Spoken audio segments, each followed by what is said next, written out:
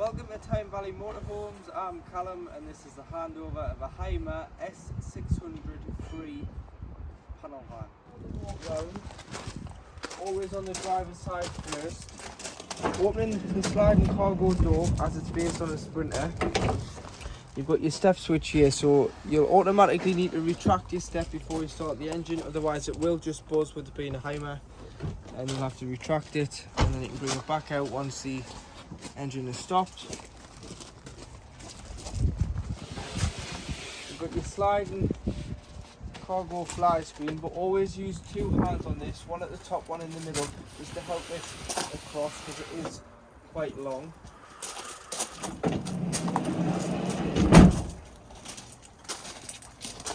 At the back here, using the Hymer habitation key, you can fill your fresh water. So carry a hose pipe with some hose pipe fittings. As the tap on the side that's provided is normally just a bare tap, so you need the screw on end and the hose lock end to connect to the campsite's tap, and then put the flat end into the van. If it spins like so, it's locked, and you can push it in and turn it and remove it. It's open, and you can put your flat end of your hose into here and fill it until it overflows, or you can check your control panel and see how much water you've got on board. Next to it, using the small key here, you've got your barbecue point. So this is a gas external barbecue point, so you get a quick release connection which goes into here. Connect the other end to some orange gas hose and connect the other end to a barbecue. So you'll need a Jubilee clip for this end, Jubilee clip for the barbecue end. Turn the gas tap on and that'll use the bottle on board the vehicle instead of carrying a spare one in the back for outdoor cooking. Coming around the back, so first thing is underneath this mattress here,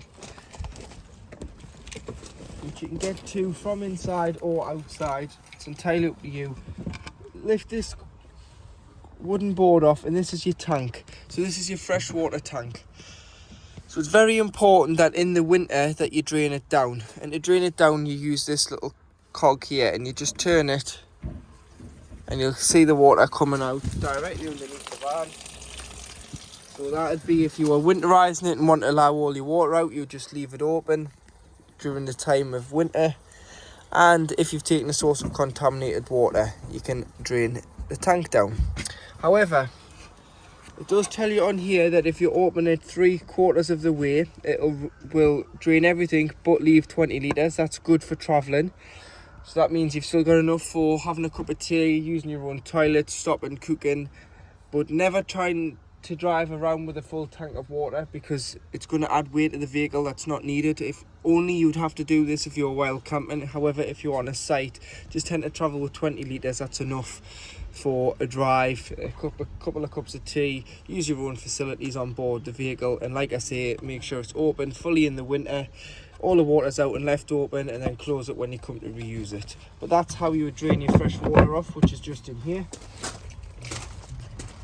In here's your gas, and on this vehicle it is gas low, so you've got one 11 kilogram and one 6.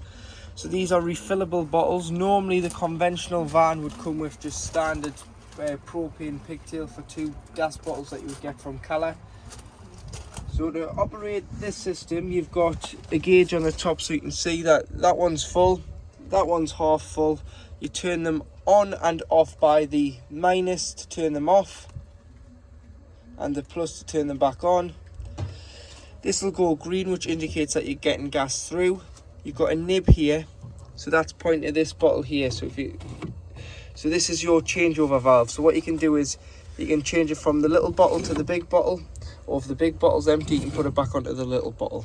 And when you fill it, they both fill together. However, you can always change which bottle you're taking the gas from when using. If this yellow crash valve ever popped out, it's on the door here. This is a 10-second crash valve reset, which is just press and hold until it goes flush again, and that is flush, so that's in, and that tells you there.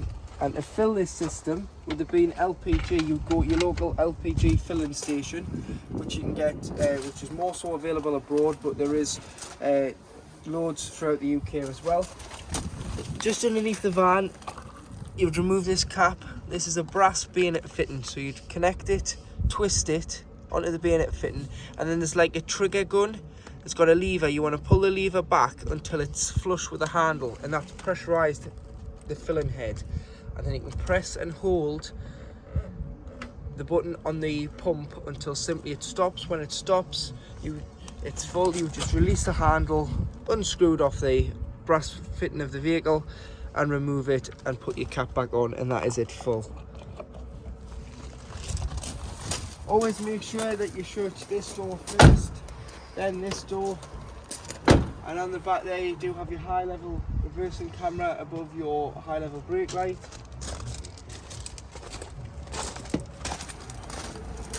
Mains connection point, so to hook the vehicle up, you hook it up here. So I'll grab a hook up.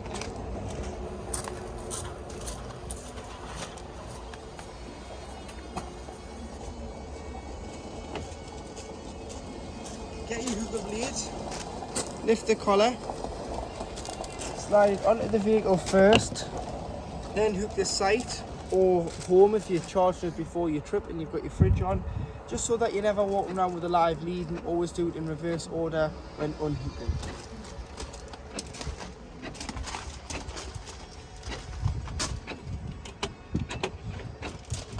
Here is your toilet, so this is your cassette loo. So to get your cassette out, you'd lift, slide it out. You can either carry it or you can drag it to the waste disposal point, which is normally beside your toilet block on site. And then to empty, pull the spout out, remove the green cap, pop that to one side, press the green button and empty the contents of the cassette. Once you've done that, you normally tap, so put some water in, give it a rinse, one final rinse and tip it out again before going in with a cap full of chemical, which is 120ml, which can either be green or blue. That goes in there. Slides in. Got your flue for your boiler, so this operates on both gas and electric. I'll show you how that works inside the vehicle. But this gives the location of where the boiler is on board, and always make sure this is obstruction free. Diesel filler for the Mercedes Sprinter is here. So you'd remove the cap and fill with fuel.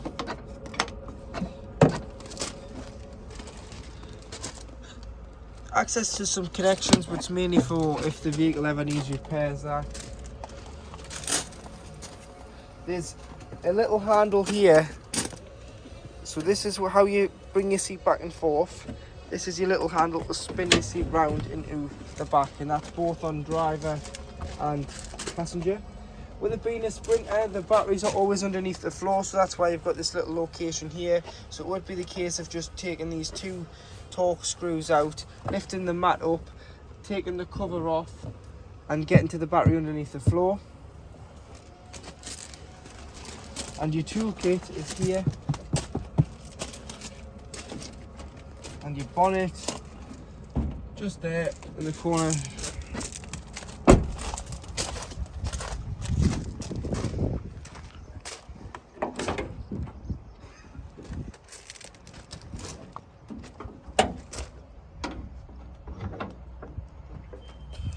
So in here you've got your fluids. So you've got your coolant, your engine oil,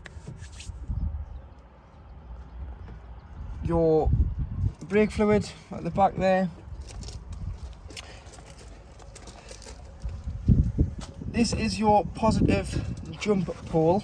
So this is where you put your red crocodile clip if you ever had to jump start or give a jump start off the van to another vehicle. Red there, and you'd earth off this wing nut here. Screen wash. And then because this is a new diesel styled engine, you've got AdBlue. So AdBlue is 22 litres on a Mercedes Sprinter, and it will indicate on the dash when it is needed. When the light comes on, you can pull into any service station. They'll have it on a pump now for trucks and wagons now, which take it. And you can buy it on the pump, and you just remove your cap, pop the gun in there, and it's about £1.10 a litre, and it'll stop when it's full. Or you can buy it in containers of 5 or 10 litres, which you can again get from petrol stations, forecourts, or you can get from likes of Eurocar Parts, Halfords, anywhere really that's a car factors will sell AdBlue, and you can top it up. But this will do a certain mileage on a full tank. It's normally around anywhere between 5,000 and 7,000 on a motorhome vehicle, depending on the specific brand. It'll do that mileage, and then when it's ready, it'll indicate, and you get 1,000 miles to top it up. But do it as soon as it comes on, otherwise the vehicle can be restricted and go to limp mode. So to operate the control panel, this will tell you if you're hooked up. If you're hooked up, you've got mains 230 volts, so you can use any mains appliance in a mains plug inside the vehicle because you've connected to mains. However, if that light's not on, you've only got 12 volt off your leisure battery. So then you would turn the 12 volt system on, which is here. Turn the 12 volt system on. You can turn your pump on and off depending on if you have enough water inboard the tank, which I'll show you how much water you have on board at any one time. So starting off at the bottom, you've got the vehicle battery, which is the Mercedes Sprinter battery. Take the hook about to get a true reflection of the battery. You've got your waste, you've got your fresh, and you've got your leisure battery. Again, with the leisure battery, take the hook out because it's given a false reading as the charger is charging the battery. So to get a true reflection of the battery, unhook it, and you'll see what charge is in that leisure battery. So to operate your digital Truma CP control panel, to turn the system on and off, you'd press and hold to turn it off, press it once to turn it on, and it'll come on. And then to get into the menu, you just press it once. You'll notice you've got a thermometer in a van flashing at the top corner. If you press enter, this is how hot you want your vehicle. So you've got all the way off in the summer when you don't want the heating, or you've got all the way to 30 degrees in the winter when it's very cold.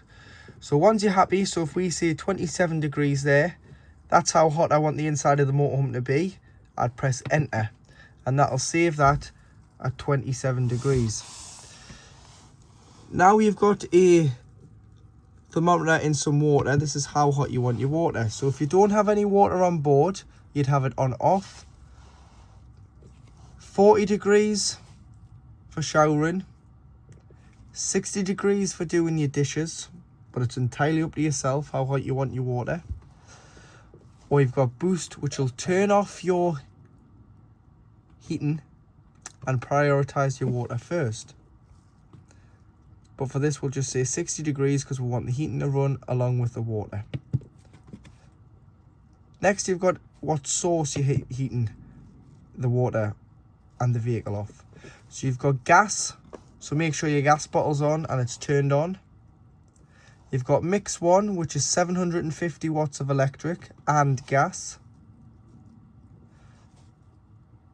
You've got mix 2, which is 1850 watts of electric plus gas. So you'd use mix 2 in the winter. If you're away and it was really cold, use a mix 2. Will boost the vehicle up to temperature because you're using both sources together. Then you can turn it over to electric. So you've got electric 750 watts EL1, and you've got EL2, which is 1850 watts of electric. Don't waste your gas if you're on a site, unless you're away and it's really cold and you're using mix 2 for the first 10-15 minutes. Then allow electric to continue to heat the motorhome and maintain the temperature. Because if you're on a site, you've paid your site fees after all, you'll not want to waste your gas. Then you've got your fan in the top right hand corner, so eco or high or boost. This is just a 12 volt assisted fan.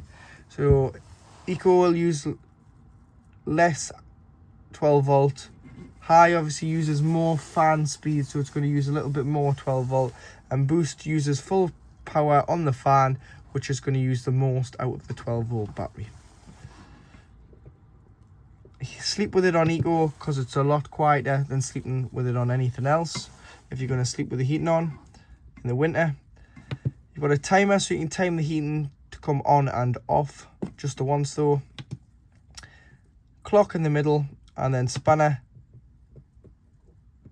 You can go all the way down to reset, and to reset the control panel, if you ever get a warning triangle in the middle, reset, preset, click again, and it will restart your control panel. And then to turn off,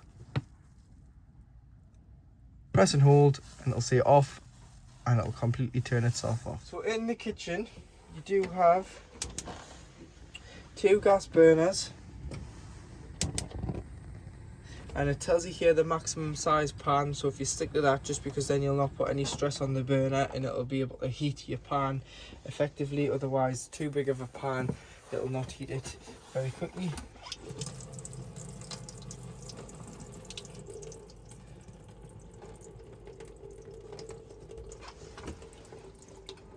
So make sure the pump's on there and you get a pressurized flow of water there. That's the pump on, and the hot water, that water is starting to be warm there, so the hot water system is working, as well as the water pump on both hot and cold. Make sure this is fully cool before you put the lids down, otherwise you can smash the glass with the heat. Underneath you've got your cutlery drawer, but you've also got 2 gas isolation valves, so you've got it for the hob and you've got it for the boiler. If you ever need to turn a gas item off, but these are mainly for when the vehicle is annually serviced, you turn it off like that. That is off, that's on. But any problems with gas, turn the bottle off to be safe. You're far safer isolating the source of the gas if you do have any problems with gas. Storage bin there, little waste bin, bigger drawer for your pots and pans. Press the catch behind the handle and you'll be able to release the door, and you do have some storage up there. Light switch for your under counter lights, 240, 12 volt and a TV point. In here you do have a shelf which can be removed because you've got a hanging rail there for a wardrobe as well, so you can remove the shelf and use it as a wardrobe. To operate your fridge, it's dead easy because it's just a 12 volt compressor fridge. So you turn it on and off here just by pressing and holding. It's a flush panel. You can adjust the temperature by going back and forth and just press the one you want it to go to, and then you can scroll. So you might want to have it on 5 on full performance when pre-chilling. However, when you put your shopping in with a compressor fridge, it's very strong, the temperature, so you may just want to turn it down to 3 or 4, so it'll start to flash, and then you'll be able to scroll down and adjust the temperature when you've put your shopping in. However, you do have a nighttime setting as well, which is this moon here, so that'll be when it's on full performance of 4 or 5 bar temperature. It'll lower the decibels of the fridge by reducing its performance, just so that it's not ticking in the background when you're trying to sleep. Freezer compartment, fridge. There's a sticker just up here, FedFit sticker, which is the details of the fridge. If you ever need any parts for that, there'll be a model number on there for parts for shelves, door bins, anything like that. You will need to quote us that or any other motorhome and caravan dealer that you use. Some storage underneath. Under the bed, because the bed does fold up, so you can take this middle section of the mattress away and it folds up. Pop that to one side, lift this up and it'll clip back. It means that you can load a bike in here if you wish, or a bigger item, and you've got tethering points on the floor, 2 at the front, 2 at the back. Clips back here, so you just need to press to release the frame for the bed. But you do have storage in here, which is quite handy. This slides out, so just a strong pull, it'll clip over, and you've got your ladders there, or your step to get in and out of the bed when the bed is made. But that folds away and the turnbuckle goes over it to keep it up when you're storing it away. And in here you've got storage in the cabinets up above. Little Dometic reading light, as well as a light switch for your over-counter lights. Speakers from the radio, so the radio is piped to the back.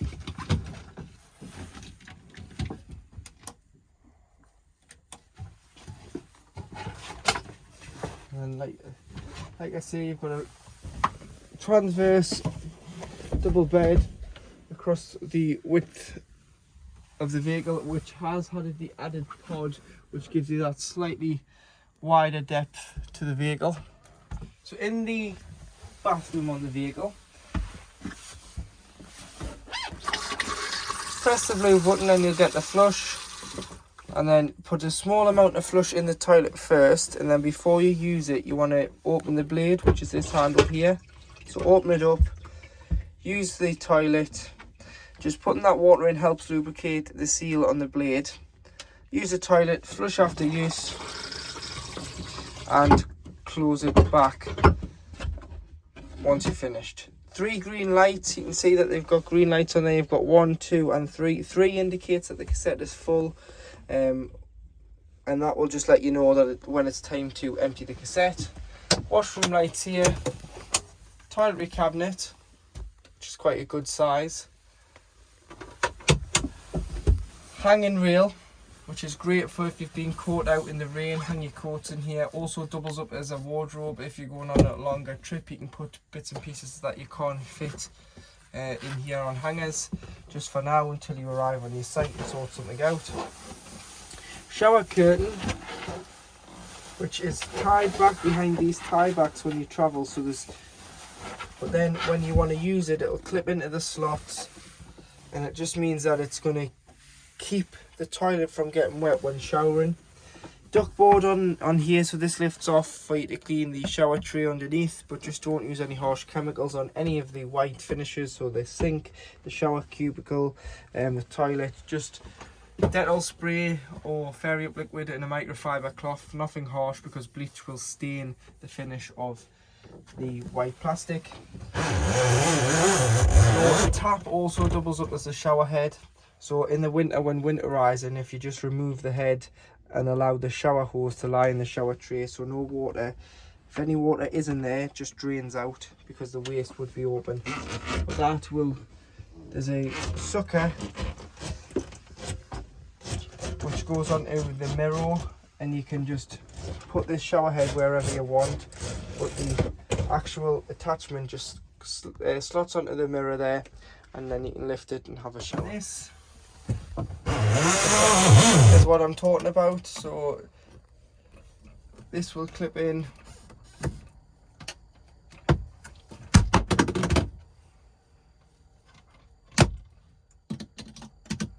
to there, and then you can have a shower using the attachment to the mirror. So on this vehicle, you've got an electronic waste dump, so there's no drain from outside. There may be a spout, but you've got to control it through here. So that's it closed. To open it, just there, you'll hear it, and it'll be draining your wastewater out. Yeah, you can hear it. So that's draining your wastewater out onto the ground outside. Normally you drive over the grid on the way out of your site and deposit your wastewater, because you wouldn't want to drive around with the added weight of dirty water. You can then look on the control panel to see the level of the waste. It'll go from 75% that it was at to 0. Now it's open. Leave this open during the winter just to avoid any water from freezing in there. And then if you want to close it, you just turn it back to the top and you'll hear the valve shutting, as it's an electronically controlled valve. Underneath here, removing the panels and the base cushions, you've got all your 12 volt fuses on your electric block unit, so carry some spares. You've got 2 on here as well, which is your solar panel, and 2 in here again, which is your solar panel controller. Just down here, which it tells you here what to do, you've got, in the winter, it's important that you open this valve and you open your anti-frost drain valve, which will automatically open itself at 3 degrees when not in use. So this is your anti-frost drain down valve, which drains your boiler down. So what you've got to do is, if you want to manually drain it down, is you want to open it like so. You'll see the nibs popped out. You'll see the button on the bottom where my finger is popped out as well. And to close this, turn this back and press the button in. When the button stays in, it's shut.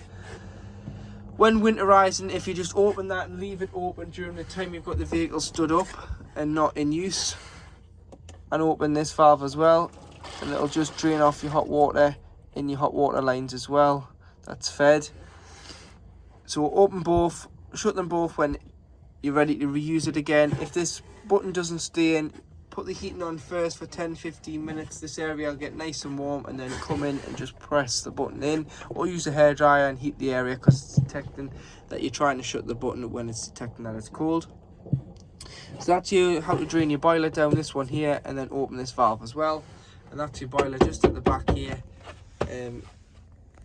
So like I was saying, it gets really warm underneath here, so if you were trying to use it in the winter, have the odd weekend away in the winter, and you were trying to put water in and that was still open, just don't put your water in yet. Put your heating on first, warm the water up, warm the area up, should I say, then put the water in once you've closed the valve, and you'll be able to warm the water. So to operate your pop top, which with this having a second double bed, is these two black clips here, which are just behind the grab handle. And all you do is you pull them towards you, so you can see one's here. They unlock the roof, and then you'll be able to push the roof up, but you need to take this off as well.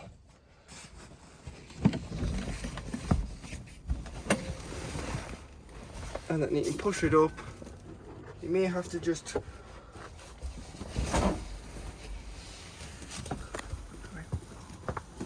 it's better to put the roof up with the door open as well as take it down with the door open, because it allows the vacuum out of the vehicle. So that is your second double bed up there. There's a ladder that clips on here, which comes in two halves, which can be stored in the back. Pop that together, put the straps on, clip it into there, and the ladder's safe to get in and out of the pop top. So when pulling the roof down, open the cargo door, pull it down, pull the canvas in, just so it doesn't get trapped, as well as the front, and then you can continue to pull it down. It'll slam shut. You'll be able to roll the canvas back and just put the safety catch on to stop it as a second precaution, just with the safety belt there as well. So in the cab of the Mercedes, first of all, we'll start off with this is a keyless entry, so the keys can be in your pocket. If it ever asks them to go in the designated space, is these two dash bins. It just means that it can pick the detection of the key up better, but it shouldn't. You should be able to leave them in your pocket, press the foot on the brake, press to start the engine will start to run. You'll be able to then pop it in gear, which is on the column shift, so you just go down to drive. You do then have to release the handbrake. The handbrake's on a switch just down here, so it's just here, so just pull it towards you, handbrake's off, and you'll be able to move. Or you can go into reverse, which is just up. Camera comes on in the middle there, so you've got a reversing camera, so you can see directly behind you, or you can, so you've got two views. You've got a flat view, or you've got more of a rounded view, so you can choose that. And then the press park is just on the end of the stalk, so just press park. It'll automatically apply the handbrake. It's the same as if you were in gear and you're trying to see what's behind you and you open the door, it'll automatically put into park. It's just a safety feature. You can scroll through this one here. This does all your dash, so this does your center console, so this does your mileage that the vehicle's on, your digital speedometer, your mileage from restart, so whoever's done last restarted this by just pressing and holding, they've done 520 miles and they're getting 34 the gallon at an average speed of 45. From start there now, with no miles, because we haven't done anything.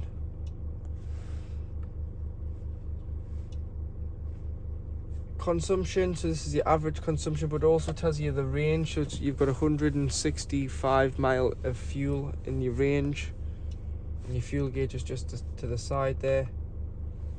You can scroll through, so you can scroll through your servicing, with it being Mercedes, view your AdBlue level, view your engine oil level, it's warming up at the minute, view your DPF, which is your diesel particle filter level, so it's 66% full, just needs a good run. Once you get a good run, it gets hot, start to circulate and burn that carbon deposit off. And also view your trips, which we've been through. Your navigation, you can put your navigation if you set it on here on your M-Book system, which I'll talk to you about in a moment. You can set it onto here so that you don't have to take your eyes off the road, you can just concentrate should you wish. You can get your radio stations up on here as well, and your media, as well as your telephone and your settings. So that's all in there should you need it. You just scroll through by using this. You've also got your limiter, so that's your speed limiter. You've got your cruise control here,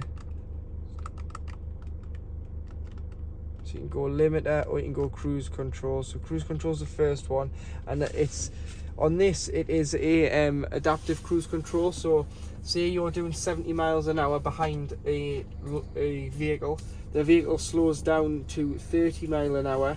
This vehicle will detect and keep the distance between that car and the vehicle, the motorhome, and it'll bring it down to 30 miles an hour without you having to brake, without you having to adjust the cruise control. And then once the traffic flows again back to 70, it will readjust itself and take it back up to 70 that it's set at, with the distance between that vehicle and this vehicle being the same. And it will adjust the distance it's here. So you can see there, you've got 1 van length, 2 van lengths, 3, 4, or it goes between 1 and 4, which is at the bottom.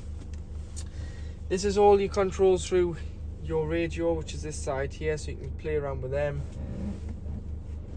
But using the M-Book system, you've got phone, so you can connect the phone, and you can connect 2 phones at a time to this. So you can connect the passenger and the driver's phone, so whatever phone rings will come up here. So for phone 1 and phone 2, which is quite a good thing with it being only Mercedes that can do this, so it's a perk. Sat nav, click your sat nav, you can see a map of where you are, or you can press where to, and you can put in where you want to go to. But you can also view parking and eateries and all sorts through this sat nav. It's very good. Radio, FM and DAB, it automatically switches over, so if it can't get a DAB signal and it can get it on FM, it will. And you'll be able to scroll through your stations, or you can select, or you can put in there your station. So if you want to find capital, so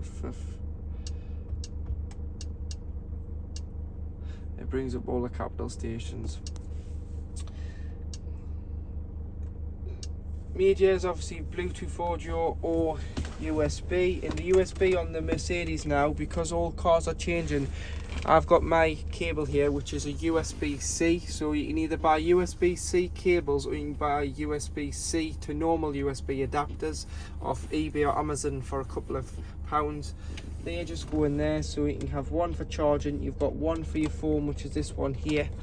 So if I plug my phone in, it's also Apple CarPlay with me having an iPhone. You just want to allow, and you've got Apple Maps, Google Maps, Apple Music, Spotify. So you can use all your apps on there. So you can use a built-in sat-nav or Apple CarPlay and press just Mercedes to go back. So that's a bonus. Settings again in there, so you can select your settings if you want to, and go through all your settings. So that'll go through your lighting, your assistance, your active braking, your vehicle, your rear view camera, your automatic locks. So it'll automatically lock itself if you want. You can turn that on when you drive over a certain speed. filling station search, when it gets low on fuel, it will automatically start to search for a local filling station for you to fill with diesel. Your lights, your delay lights, so you've got going home lights, so they'll stay on for 30 seconds. You can change this between 30 seconds and a couple of minutes. And you've got your system controls, which is your audio and various other bits. We've also got with this, you can say, hey Mercedes. Hey Mercedes. How can I help? Navigate me to the Metro Centre. So without having... No results were found. What can I do for you? Navigate to the Metro Centre.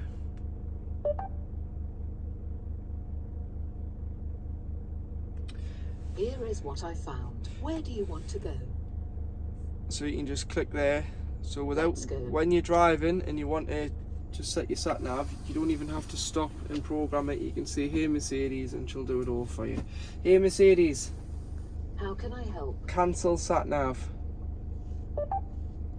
Stopping route guidance. There you are. So it's all done through that. You can ask her to ring people, all of that, and without you having to touch anything, it'll start ringing people as long as they're saved in your phone book.